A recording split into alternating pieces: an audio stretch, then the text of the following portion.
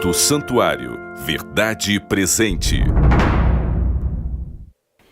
Na lição anterior, vimos que Deus queria seu povo no meio dos continentes habitados da época, porque eles dariam ao mundo o Messias.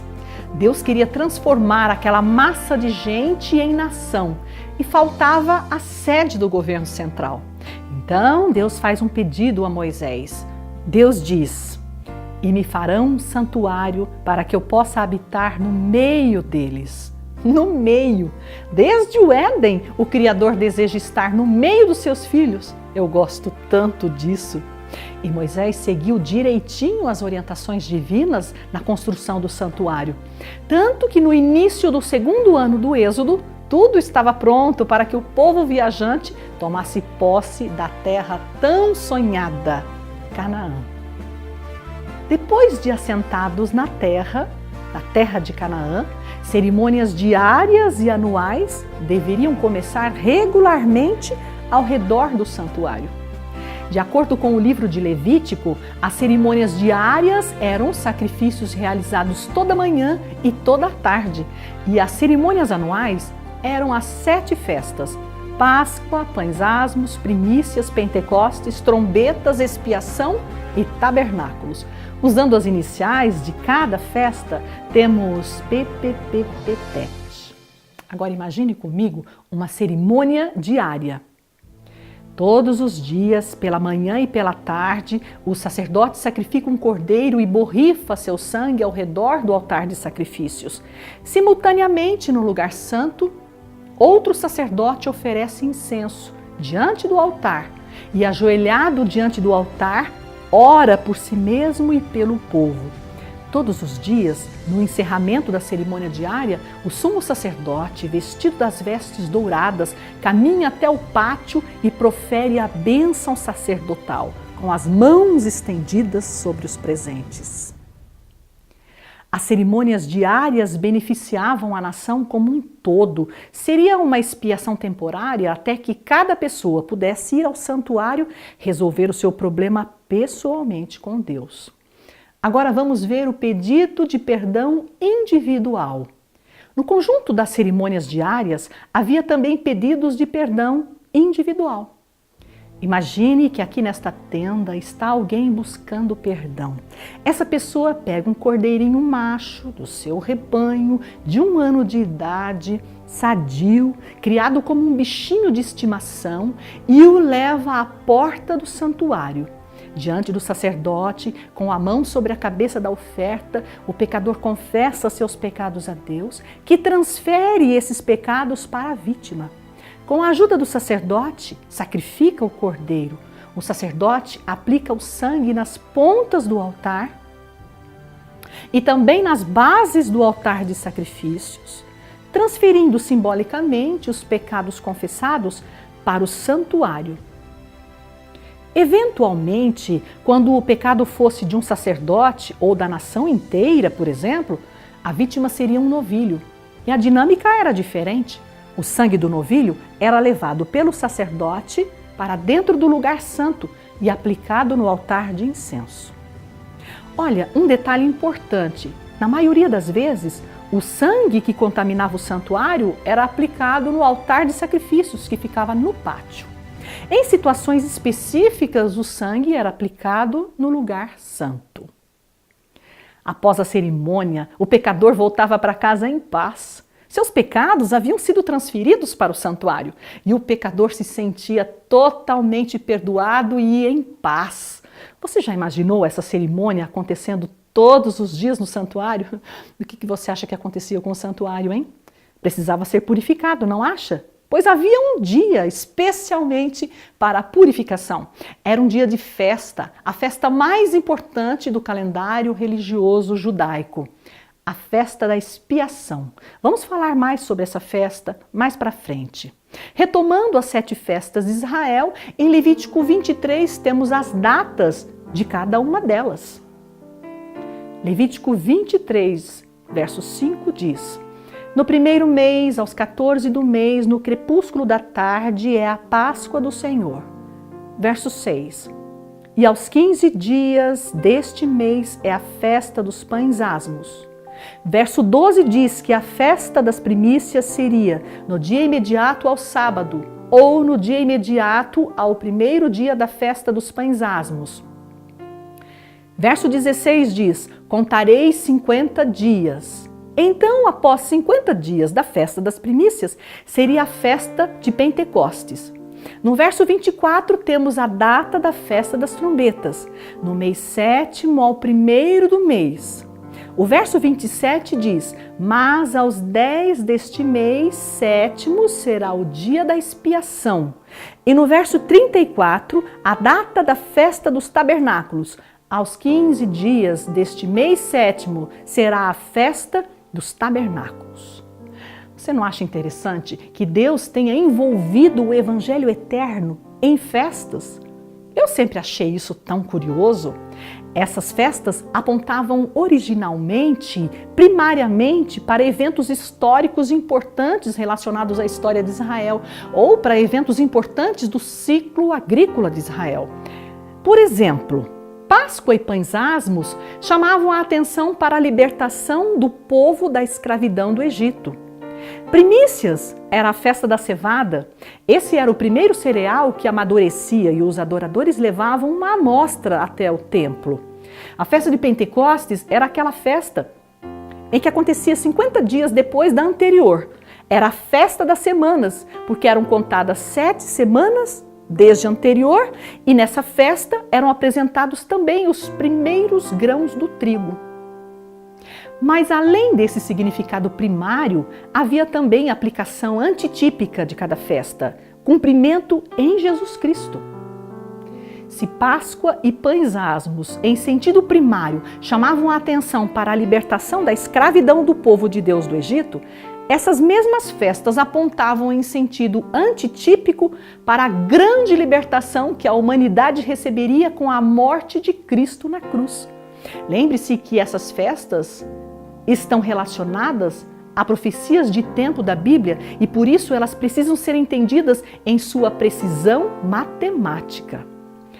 Agora, preste bem atenção, porque tem um jeito equivocado de se entender a Páscoa. É quando se raciocina assim. Veja, o Cordeiro Pascal era morto no dia 14 do primeiro mês. O Cordeiro Pascal representa Jesus. Logo, Jesus morreu na sexta-feira 14. Mas se seguirmos essa linha de raciocínio, Jesus precisaria morrer também no dia 10 do 7º mês, porque o bode para o Senhor representava Jesus e morria nesse dia. O mesmo caso com os bois, carneiros, novilhos, que também eram sacrificados em diferentes dias e representavam Jesus. Olha, tudo isso é para dizer que Jesus não morreu no dia 14 de Nissan. Não existe tipologia na data da morte dos animais. Esse é um tipo de interpretação muito frágil e apressada, que leva a grandes dificuldades com relação às profecias de tempo da Bíblia, que estão harmoniosamente interligadas. Páscoa não é um evento, mas é um processo envolvendo todas as ações de Cristo ao redor da cruz, para que a cruz, como ponto culminante, alcançasse seu apogeu, que é libertação. Por isso a Páscoa precisa ser compreendida em sua perspectiva bíblica correta. Vamos tratar disso agora? Olhe para o quadro. Como já vimos, o significado primeiro da Páscoa é libertação. Páscoa tipificava a libertação dos pecados e a redenção concedida à humanidade através da morte de Jesus. A Páscoa durava uma semana a partir do pôr do sol de 14 de Nissan, o primeiro mês do calendário religioso judaico. Páscoa era uma festa religiosa de significado amplo, não um evento, mas um processo de amplo alcance. Quer ver os acontecimentos envolvendo 14 e 15 de Nissan? Observe os paralelos da Páscoa no Egito e da última Páscoa de Jesus na Terra. No capítulo 12 de Êxodo está a primeira legislação sobre a Páscoa. Diz assim: aos 10 deste mês, cada um tomará para si um cordeiro. E aqui está o primeiro paralelo. Então, no dia 10, o cordeiro foi separado no Egito. E no dia 10 da semana da crucifixão, Jesus foi separado como cordeiro também. Para a tradição cristã, o domingo 10 de Nissan é conhecido como Domingo de Ramos, aquele da entrada triunfal de Jesus em Jerusalém, montado num jumentinho e saudado nas ruas com Hosana, Hosana, ao filho de Davi, bendito que vem em nome do Senhor, Hosana nas maiores alturas. Deve ter sido uma linda celebração. Quer ver outro paralelo? No pôr do sol de 14 para 15 de Nissan, no Egito, os israelitas comeram o cordeiro e por volta da meia-noite os primogênitos foram feridos. De 14 para 15 de Nissan, Jesus celebrou a Páscoa com os discípulos e instituiu a Santa Ceia. Jesus disse: tenho desejado ansiosamente comer convosco esta Páscoa antes do meu sofrimento.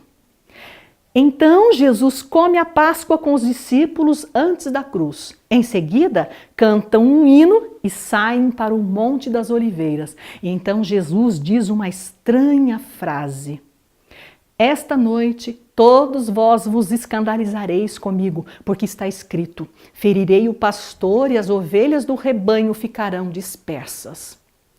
Os discípulos não entenderam nada. Mas eram palavras do profeta Zacarias relacionadas a Cristo. Zacarias profetizou mais. Olharão para aquele a quem traspassaram, pranteá-lo-ão como quem pranteia por um unigênito, e chorarão por ele, como se chora pelo primogênito. Jesus diz que alguém seria traspassado e que chorariam por essa pessoa como pelo primogênito. Mas Jesus não estava se referindo à cruz, porque ele disse que logo mais, naquela quinta-feira à noite, os discípulos se escandalizariam com ele e que se dispersariam. É que Jesus se referia ao Getsêmani. Quando Jesus tomou sobre si os pecados da humanidade no Getsêmani, ali aconteceu a separação entre ele e o Pai, por causa dos nossos pecados, que foram colocados sobre ele como nosso substituto. Pouco depois, é ali no Getsêmani que os discípulos ficam aterrorizados com a prisão de Jesus e então se dispersam. Por volta da meia-noite de 14 para 15 de Nissan, Jesus foi ferido no Getsêmani como pastor e como primogênito, exatamente como profetizado por Zacarias. Vamos ver mais um paralelo? No dia 15, no Egito, acontece a libertação do povo. Partiram, pois, de Ramsés no 15º dia do primeiro mês. E no dia 15 de Nissan, em Jerusalém, aconteceu a libertação da humanidade na cruz do Calvário. Observe a sequência dos acontecimentos no quadro. Dia 10 foi o domingo da entrada triunfal de Jesus em Jerusalém e era Cristo o Cordeiro sendo separado. Logo, temos segunda-feira 11, terça-feira 12, quarta-feira 13, quinta-feira 14 e sexta-feira 15 de Nissan. No pôr do sol de 14 para 15, Jesus instituiu a Santa Ceia. Era Cristo o Cordeiro sendo comido. Pouco depois, naquela mesma noite de quinta-feira, de quinta para sexta-feira, Cristo vai com os discípulos até o Getsêmani e recebe sobre si os pecados da humanidade. Era Cristo o primogênito sendo ferido. Na tarde de sexta-feira, 15 de Nissan, Jesus morreu. Era Cristo o maldito na cruz. No domingo 17, Jesus ressuscitou. Era Cristo a primícia dos que dormem. Quando Paulo se refere à Páscoa, ele diz assim: Cristo, a nossa Páscoa, foi sacrificado por nós. Falando sobre a Páscoa, Paulo não nos leva necessariamente para a cruz. Mas quando Paulo fala sobre a cruz, ele usa palavras tão duras. Cristo nos resgatou da maldição da lei, fazendo-se Ele próprio maldito em nosso lugar, porque está escrito: maldito todo aquele que for pendurado em madeiro. Uau! Na cruz, Jesus é maldito, porque pecado é coisa séria. Pecado mata. Pecado precisa ser confessado, abandonado e então esquecido. Não admira que antes da cruz o sistema de perdão estivesse completamente relacionado a sacrifícios de animais e ao derramamento de sangue, e que Deus providenciasse uma forma de perdão para todo e qualquer pecado confessado. Bom, graças à cruz, hoje eu e você não precisamos mais sacrificar cordeiros para receber perdão pelo pecado, mas pecado continua mortífero, letal mesmo. O santuário. Deus queria que o santuário na terra funcionasse como um grande celeiro, que providenciasse alimento material e espiritual a quem passasse por ele. Deus queria o santuário no meio dos continentes habitados da época, no meio. Deus queria o santuário no meio de Canaã, entre Europa, Ásia e África, para evangelizar o mundo com o evangelho eterno, porque aquela nação daria ao mundo Messias. Então os adoradores viajariam até o santuário nas festas anuais e ali deixariam sua oferta, parte de sua produção de gado, grãos, cereais. E as ofertas também serviriam para a manutenção do santuário e do meio do povo. Deus acompanharia a vida da nação emergente, perdoando os seus pecados e abençoando-os ricamente. As 7 festas PPPPTET deveriam ser celebradas ao redor do santuário a partir do momento que o povo estivesse instalado na terra de Canaã como nação. E depois, então, quando se espalhassem pela terra, eles teriam festas fixas para se encontrarem em família e para celebrar ao Senhor, mantendo-se unidos entre si e mantendo unidade teológica. Em todos os encontros festivos devia haver adoração com louvores e comida, estudo dos textos sagrados, momento de preces com pedidos e agradecimentos, doação de ofertas. Consegue imaginar que nação maravilhosa seria aquela? E vamos voltar a falar sobre a Páscoa novamente? A primeira Páscoa foi celebrada no crepúsculo da tarde da saída do povo do Egito para Canaã. Após a Páscoa, partiram. Sobre a segunda Páscoa, temos bastante informações. O tabernáculo estava prontinho. Era o primeiro mês do segundo ano e Deus falou a Moisés no deserto do Sinai. Celebrem os filhos de Israel a Páscoa no dia 14 deste mês. Então a nuvem se ergueu de sobre o tabernáculo da congregação. Ali estava aquela nuvem maravilhosa e os filhos de Israel se puseram em marcha a partir do deserto do Sinai no exato dia 15 do primeiro mês. Estava na hora, tinha chegado a hora para aquela nação. Ali estava a sede do governo teocrático e a nação emergente acampada ao redor. O exército organizado de acordo com as orientações divinas. As bandeiras representando cada tribo. A arca da aliança que guardava os 10 mandamentos, mandamentos eternos escritos com a própria mão de Deus, estava na arca, os 10 mandamentos, tudo prontinho. Tinham aquela nuvem que se movia e assumia contornos, aquela nuvem que assumia nuances. Que poderosa seria aquela nação, porque poderoso era o seu Deus. Se tivessem sido obedientes a Deus. Mas vamos vê-los celebrando a Páscoa de novo, somente 38 anos depois. Moisés não entra com o povo nas terras de Canaã, é Josué quem o faz. Ele assume a liderança e monta o velho tabernáculo. As 7 festas que deveriam finalmente acontecer regularmente não foram regulares. O velho tabernáculo, construído por Moisés, permaneceu em pé ainda por 500 anos. Só depois de todo esse tempo foi construído o templo do rei Salomão, que sobreviveu por mais 350 anos, à base de saques dos utensílios sagrados e encerramento das atividades por parte de maus reis que se sucediam. No ano 586 a.C., o Templo de Salomão foi destruído pelo rei Nabucodonosor do Império Babilônico. Dessa vez, ele leva o restante daquele povo, aquele povo tirado do Egito por Deus, que deveria ficar nas terras de Canaã, no meio dos continentes habitados da época. Nabucodonosor os leva para o cativeiro babilônico. Que pena! perderam a oportunidade de conhecer o Evangelho eterno muito antes da cruz e evangelizar o mundo sobre o Cordeiro de Deus. Depois dos 70 anos do cativeiro babilônico, o povo voltou para casa, para as terras de Canaã. Mas a Arca da Aliança, que foi escondida numa caverna quando Nabucodonosor invadiu Jerusalém, jamais foi encontrada. Perto do tempo do nascimento de Jesus na terra, Herodes o Grande reconstruiu o templo por cima das ruínas do antigo templo de Salomão. O templo de Herodes foi o templo mais glorioso de todos. E você sabe por quê? Está escrito na Bíblia. Gosto muito da tradução em espanhol, que diz assim: a glória desta última casa será maior do que a primeira, diz o Senhor dos Exércitos. Encherei esta casa de glória, porque virá o desejado de todas as nações. Claro que esse foi o templo mais importante de todos. Ali Jesus pisou os seus santos pés. Isso me impressiona tanto que o próprio Criador, o desejado de todas as nações, esteve conosco no meio de nós. Isso é amor, amor desse Deus surpreendente. Certamente Ele tomou sobre si as nossas enfermidades e as nossas dores levou sobre si. E nós o reputávamos por aflito, ferido de Deus e oprimido.